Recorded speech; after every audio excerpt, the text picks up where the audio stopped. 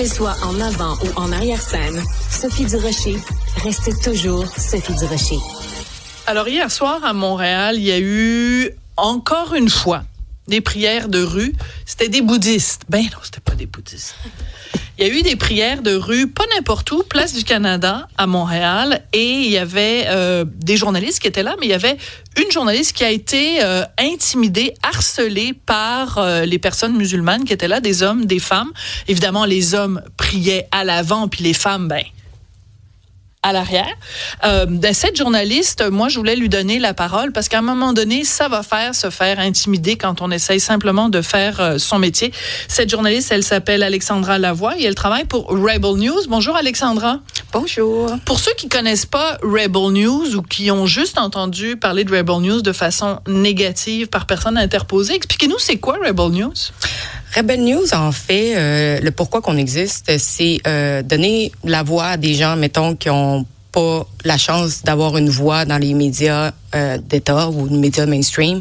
On va également essayer de poser les questions un plus difficiles ou des questions que... baveux. Ben, pas qu'on est baveux, c'est juste que puisqu'on se fait bloquer à multiples reprises, notre seule opportunité de poser des questions, c'est soit dans la rue ou à des endroits qui sont à l'extérieur de des endroits contrôlés, qu'on pourrait dire, là, puisque les médias sont filtrés.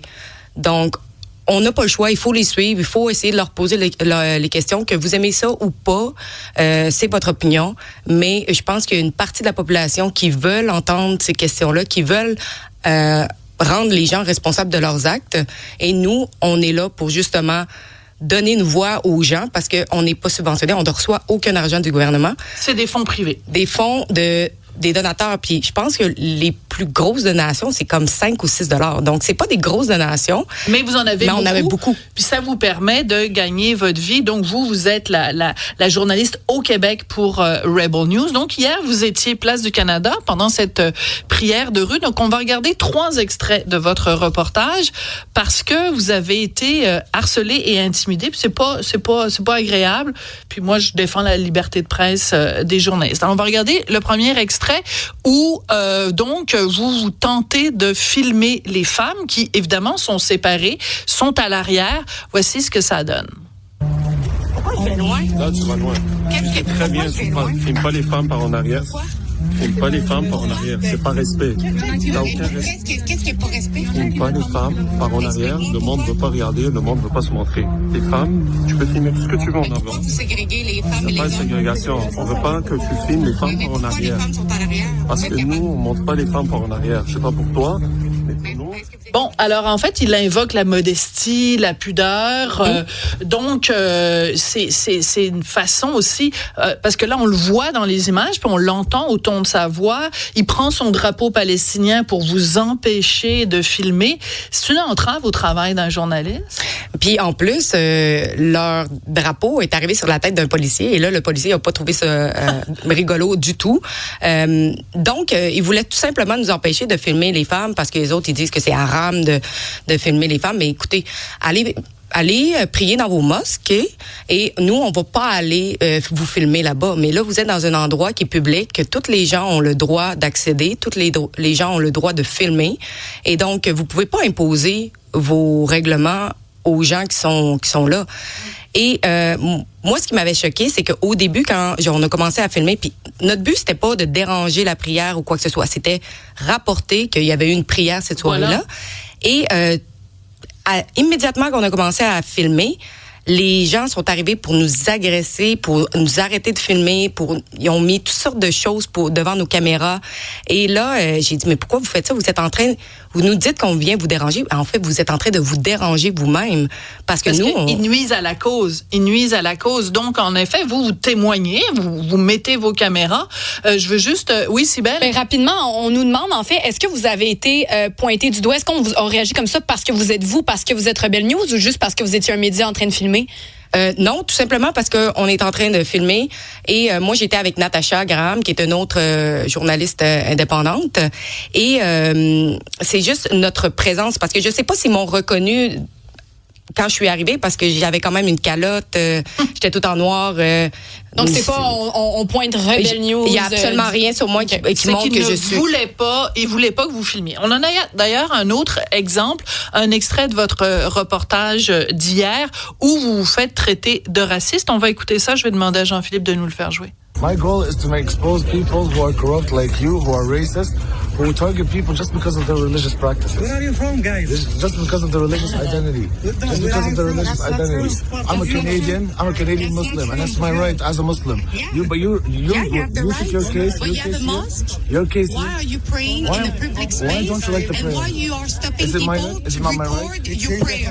No, because I'm not stopping people. You're in a public We have our people Can you recording. explain that? Let me tell you, we have our people recording. Alors, il vous traite, je traduis, en fait, il vous traite de raciste, et là, vous vous dites, pourquoi vous nous empêchez de filmer? Pourquoi vous faites votre prière ici, en public? Pourquoi vous n'allez pas à la mosquée? Puis je veux décrire pour les gens qui nous écrivent à la radio, c'est qu'il tient un cellulaire, il vous filme en même temps. Il est vraiment à 2 pouces, on imagine, à 2 pouces de votre face. Il vous empêche de filmer, il vous bloque la vue pour que vous ne puissiez pas. Je veux dire, il y a comme un côté de provocation. Tu t'en vas prier, Place du Canada, devant le cénotaphe, là où il y avait avant la statue de Johnny McDonald, et quand il y a des gens qui se pointent pour filmer, on empêche de filmer. C'est de la provocation, Alexandra. Mais aussi, sa lumière, c'est une tactique qui est utilisée beaucoup pour la gauche, pour nous aveugler. L'homme en question, c'est Bara Abou Ahmed, est très connu. Il a été arrêté pour entrave sur le travail d'un policier au Carrefour Laval auparavant. C'est quelqu'un qui est le chef, un des chefs en tout cas du mouvement Montréal for Palestine, qui est un mouvement pro-Hamas, qui s'affiche ouvertement, qui supporte le Hamas. Et cet homme-là, il sait que je connais qui il est, et il sait très bien que je sais très bien c'est quoi ses intentions à l'arrière. Et c'est quoi ses intentions à l'arrière, Alexandra? C'est un mouvement pour justement avoir le plus de personnes possible qui se joignent à la cause pour faire de la pression, c'est vraiment un mouvement antisémite là, vraiment contre les Juifs. Ils se sont pris à plusieurs étudiants juifs sur les collèges.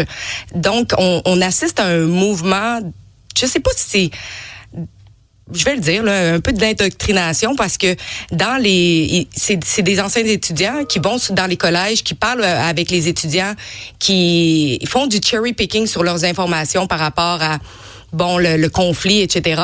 Et là, on voit un mouvement où les gens sortent dans les rues, cassent des choses, font du dommage et commettent des crimes, puis il y a personne qui reçoit aucune punition au niveau de la loi. C'est surtout que là, moi, ce qui me dérange, c'est qu'ils vous empêchent de filmer, ils vous menacent, ils vous intimident. On va écouter un autre moment pendant cette prière de rue.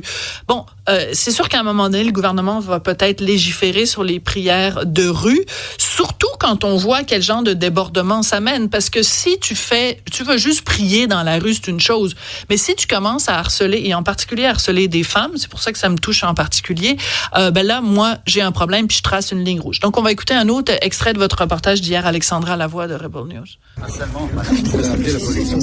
suis sur un espace public. C'est quoi ton problème? Sur un espace public. Ouais, mais c'est quoi ton problème?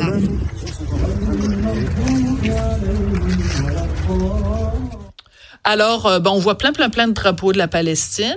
On voit pas de drapeau du Québec, c'est bizarre. Pas de drapeau du Canada. Et là, il y a des dizaines et des dizaines et des dizaines et des dizaines d'hommes, dont beaucoup portent le kéfier, mais ça, c'est une autre histoire. Mais des dizaines et des dizaines. Il faut que les gens comprennent ce qui est en train de se passer en ce moment. Des dizaines d'hommes avec leur tapis de prière qui font la prière en direction de la Mecque, ici, à Montréal. Et quand on veut simplement leur poser des questions, ça donne, c'est quoi ton esti de problème? C'est ça que vous vous êtes fait dire. Mais moi, ce que je comprends pas, le pourquoi que ils veulent le faire dans un espace public, dans un parc public. Dans le groupe, il y avait Iyad Abou Ahmed, qui est en fait le père de Bara. De Bara, oui. Il travaille dans une mosquée. Pas qu'il travaille, mais il est imam ou non, mais il est dans une mosquée. Il est dans une mosquée. Non, mais c'est pas les mosquées qui manquent à Montréal. Mais pourquoi ils l'ont pas fait dans une mosquée? Il y aurait eu la paix. Il y aurait pas eu de personnes. Très bonne question. Pourquoi? Très bonne question. En effet, c'est qu'à un moment donné, tu sais, je veux dire, on a beau être pour la tolérance, on a beau être pour l'inclusion, mais à un moment donné, quand tu t'en vas faire, c'est de deux choses l'une. Soit tu fais des prières dans la mosquée, puis personne va venir te déranger. On est tous pour la liberté de conscience, puis la liberté de religion.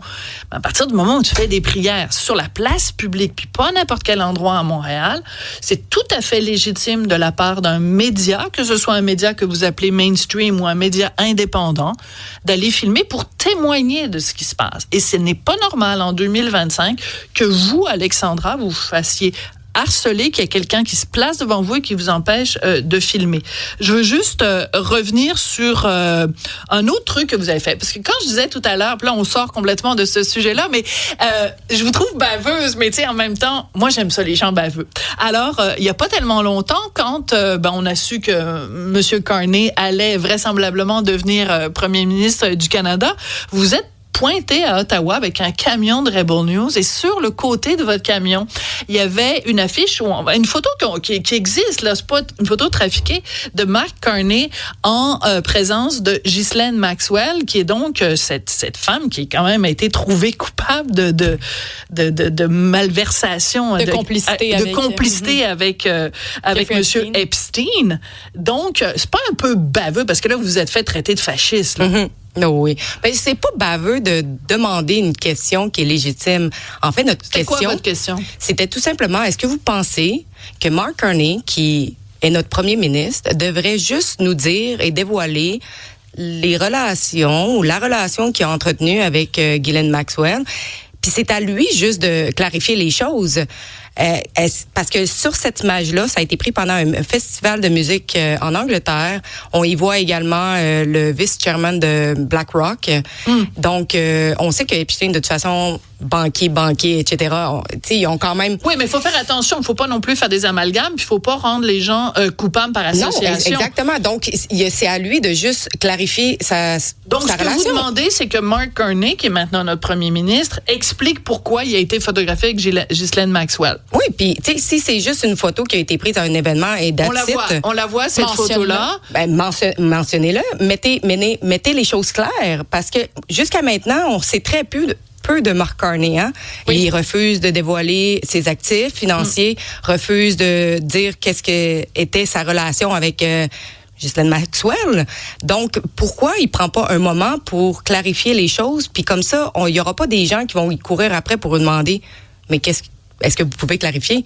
Puis si les gens sont outrés de voir une photo qui a été prise, ben écoutez, moi je pense que vous seriez davantage à vous questionner pourquoi ça fait autant de backlash partout.